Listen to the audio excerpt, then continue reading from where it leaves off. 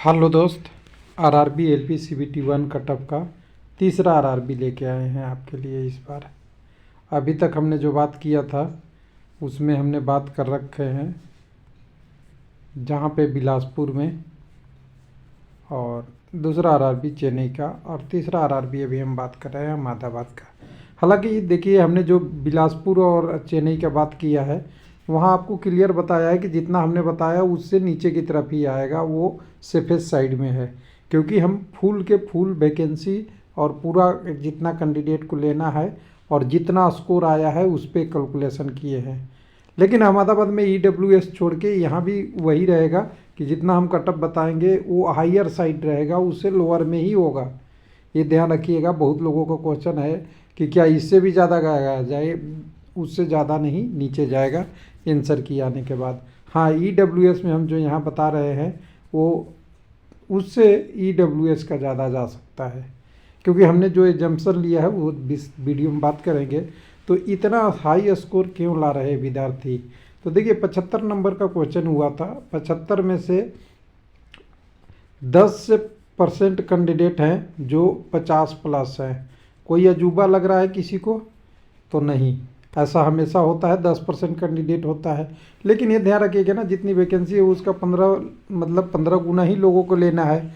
तब तो ये 10% वाला सीट ऑक्यूपाई कर लेंगे, प्लस 5% ही लोग नीचे का होगा। ये ध्यान रखिएगा। जो टॉपर के 10% है उसके नीचे जो मिलेगा ना, वो by luck, by RRB, by community वही मिलने वाला है। खास करके यूआर में तो आप समझिए कि जो टॉपर है वही जाते हैं, इस बार भी जाएंगे। तो चलिए बिना देरी किए हुए चलते हैं अपने टॉपिक पे, इधर उधर बात करेंगे तो घबरा जाइएगा। ये वेबसाइट www.railwaylifelp.com में भी हमने कोशिश किया था डाटा लेके कि आपको सही बताया जाए। तो यहाँ पे हमने वैकेंसी आपने नया टेबल से देख लिए होंगे, 937 है। यूआर का 294, एससी का 132, एसटी के लिए 67, ओबीसी के 244, ईडब्ल्यूएस के लिए 100 है। लेकिन 100 के लिए कितने लेने हैं कैंडिडेट? 1500 लेने हैं, और कैंडिडेट टोटल 2254 है। तो ईडब्ल्यूएस के कटअप पे एनालिसिस करने के लिए कुछ बचा हुआ नहीं है। क्वालिफाई से थोड़ा ज़्यादा नंबर रहेगा तो आपका हो जाएगा। यानी ईडब्ल्यूएस की कटअप अभी बता दें हम, 30 से लेके 35 नंबर आप 75 में से लाते हैं तो आपकी एक गोल्डन चांस है सीबीटी 2 जाने में। तो एक वीडियो का पार्ट ख़त्म कर देते हैं। तो अगर इस एलपी वैकेंसी में सबसे ज़्यादा लाभ में कौन है तो आपको मिल जाएगा। अब हम आंसर नहीं देंगे, आप अपने आप दे दीजिएगा। फिर उसके बाद आपको बात करेंगे टोटल एप्लीकेशन आरटीआई से आया है। ध्यान दीजिएगा, ये ऑफिशियल जो डाटा आया है वो आरटीआई के थ्रू आया है। उसमें 82,630 एप्लीकेशन है। कितना सही पाए गए कितना गलत वो बात की बात है। 12,400 यूआर से, 18,156 एससी से, 11,440 एसटी से, 37,308 ओबीसी से, और 3220 कैंडिडेट आपके ईडब्ल्यूएस से है।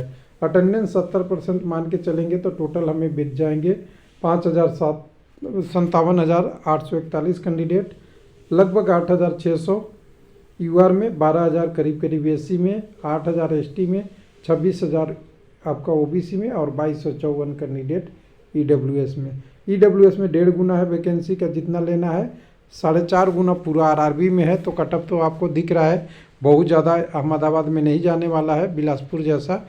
बिलासपुर में ये रेशियो 9-10 का था, 9 पॉइंट कुछ का था।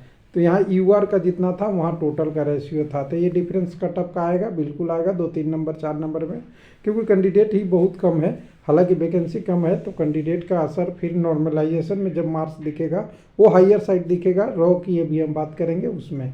तो टोटल रेशियो देख लिए, सीबीटी 2 के बाद 15 टाइम सीबीटी 2 में जाना है सीबीटी 1 के बाद।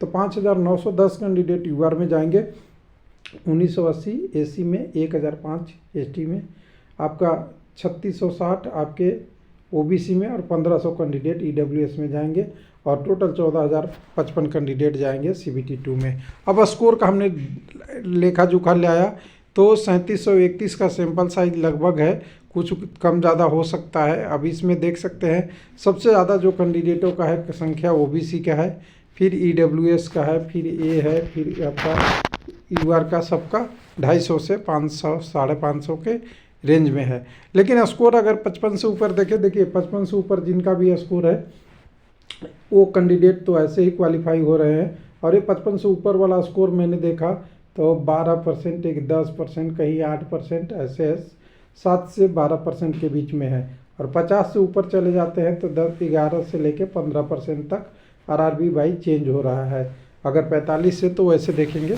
तो अलग हो जाएगा। अब इसको हम एनालिसिस के रूप में लाया तो हम 45 से ऊपर पहला यूआर कटअप निकालने के लिए कोशिश किया तो 837 कैंडिडेट हैं, कितने में से 3731 में से, यानी 22% कैंडिडेट जो है 45% से ऊपर है। और ये बहुत अचंभा नहीं है, मतलब 22% ऊपर है तो आप ध्यान रखिए इसको कि 78% कैंडिडेट ऐसे हैं जो 45 से नीचे हैं। तो लोग कहते हैं कि बहुत का स्कोर, हमें तो 40-45 दिख रहा है, तो दिखेगा ही क्योंकि 78% कैंडिडेट नीचे है दोस्त।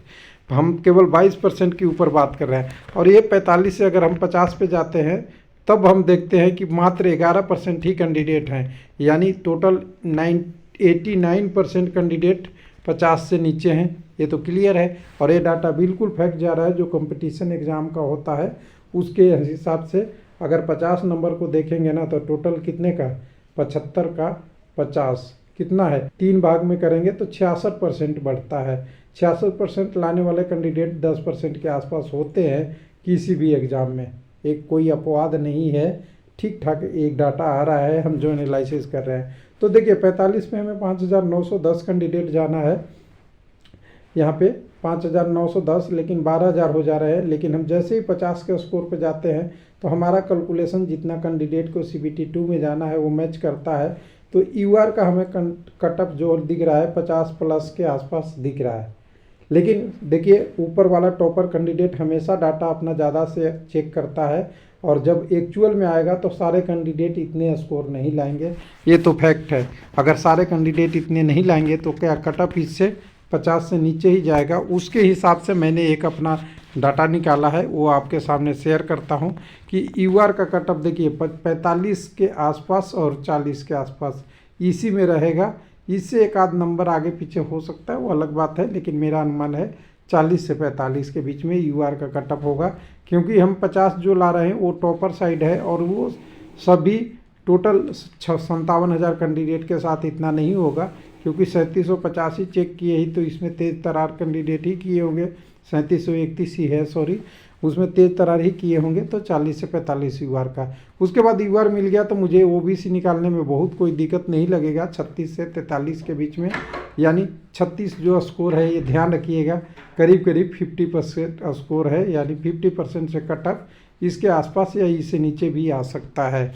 उसके बाद अगर बात करेंगे एससी का तो 32 से लेकर 38 तक में, और आपका एसटी के लिए 30 से 34 तक में, और या इससे नीचे। तो जितना येलो किया है ध्यान रखिएगा, ये येलो में इससे कम हो सकता है, इससे ज़्यादा की चांसेस बहुत कम है, नेगेटिव है।